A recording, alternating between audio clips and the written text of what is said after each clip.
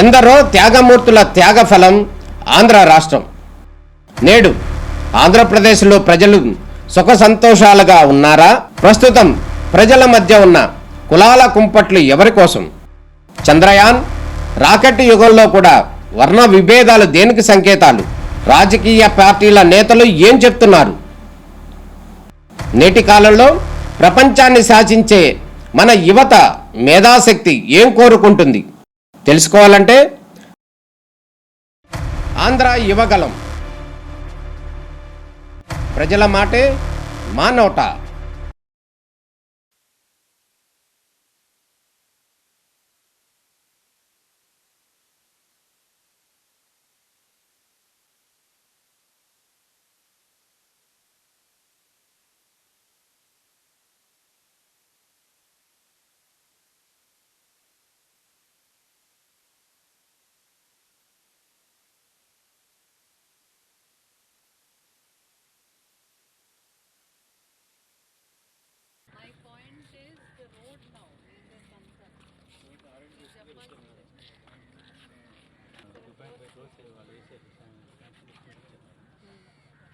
Road last time వాళ్ళు వేశారు కాబట్టి వాళ్ళే చేయమని.